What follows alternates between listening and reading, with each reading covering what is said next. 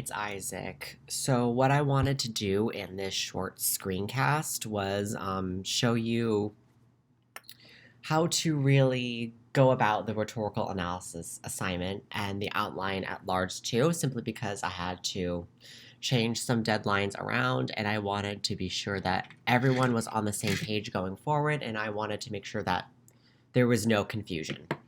So, basically, I wanted to go forward with what I expect. Oh, look, someone signed up. Good. So, let me look at my documents. Okay, here it is.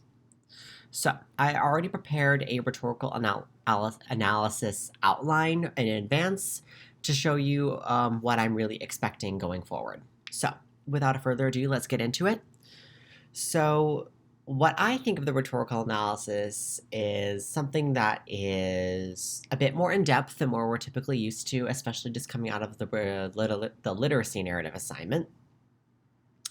And it's going to involve a little bit more in depth, close perusal of texts, something that you may or may not be used to from the past. So, what we're going to do first is we're going to identify the issue that we really want to focus on in the entirety of the paper.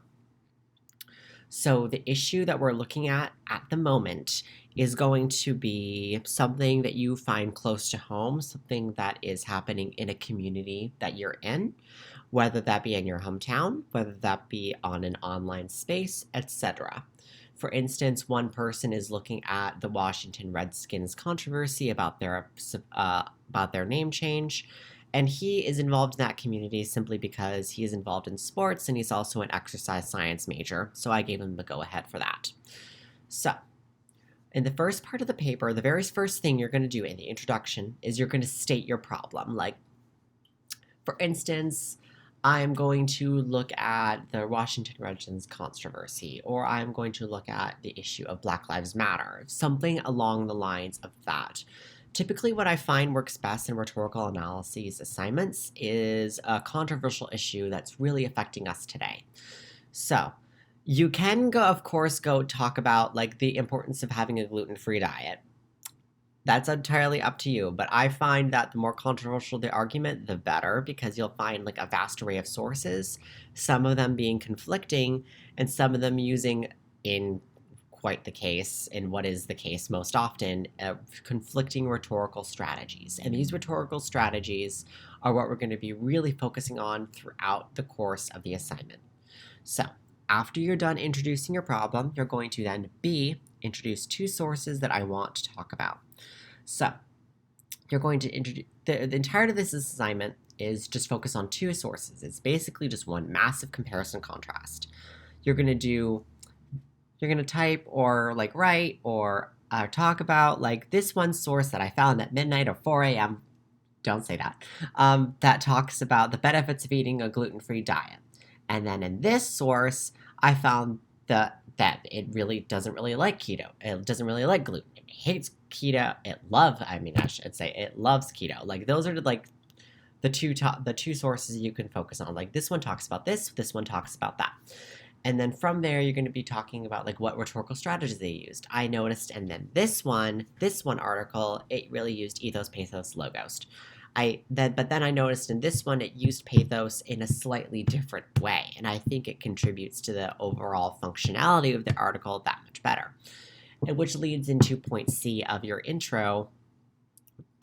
What do you think, or which one do you think, or which source do you think provides the best information overall? Or which one uses its source material the absolute best? That's what I find would be most helpful to layer your argument as, or not your argument. That's what we're not going to go into arguments in this paper. That's what I go into later. But basically, in the beginning, in the intro, that's like how it should generally go. You can stray and deviate from this as long as it does make logical sense. So the one thing I want to note, though, most of all, is that point C, which is generally where you place your thesis statement, is the most important. It's because that's where your thesis, as I call it, lies, or as I like to call it, your theme song. A good thesis statement in a paper is like the rock and foundation of any classic movie. It's its soundtrack. So, for example, think think of Avengers Endgame being exclusively paired with heavy metal through its entirety. It just wouldn't work at all, except for maybe the fight scenes, but that's besides the point. The soundtrack makes the movie, just like a thesis statement makes the paper.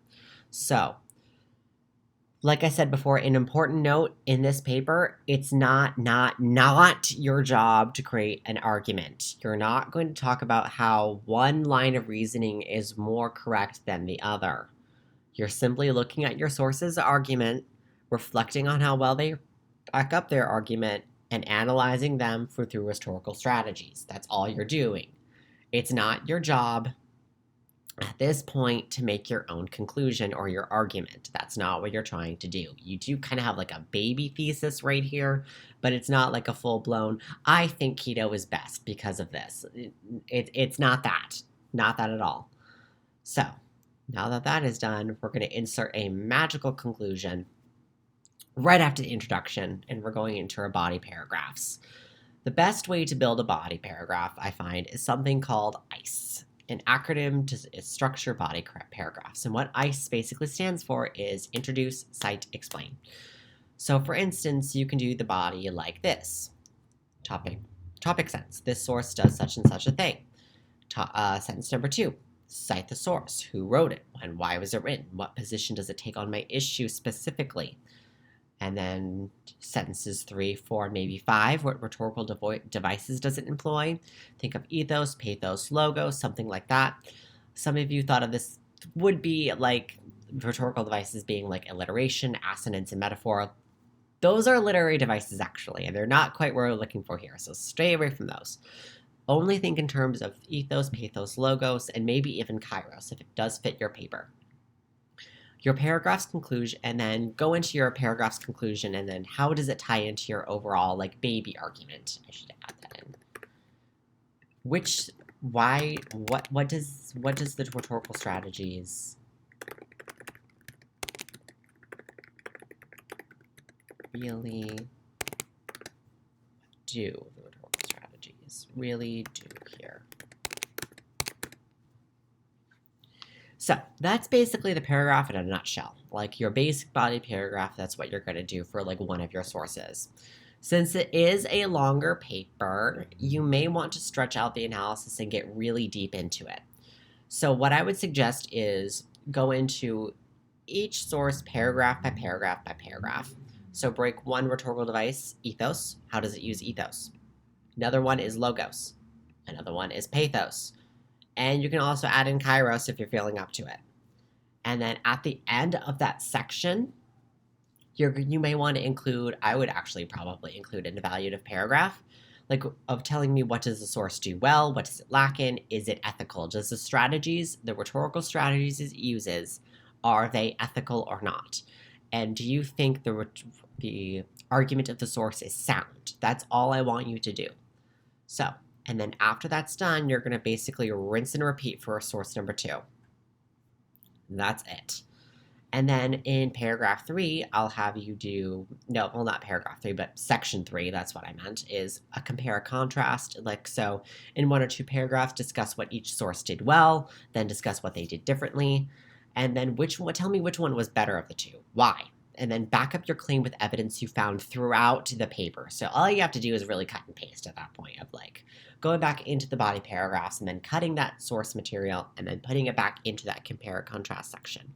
Finally, in the conclusion, you're going to reaffirm your baby thesis of which source did what better.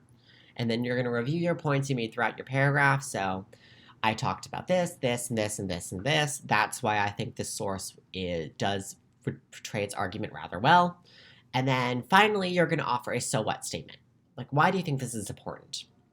Keeping in mind of your future assignments in the class. So that would be your annotated bibliography and also your commentary assignment. How does this let you build up to those assignments? That would be a good way of like a going forward statement, which is what we need at the end of every conclusion to make it sound really complete. But yeah, that's basically the rhetorical analysis assignment in a nutshell. So you can definitely use this as like a basic intro, and this was more of like a hybrid between of like a breakdown of what the rhetorical analysis assignment would look like structurally. along with like a skeletal outline. So first of all, to recap, you got your intro. Make sure to include like a baby thesis, like basically telling me what source did its argument rather well or why do you believe it. And then your body paragraphs, I would probably aim to around like 5 body paragraphs. That would be probably at minimum, probably what I'm looking for. And then finally, your conclusion.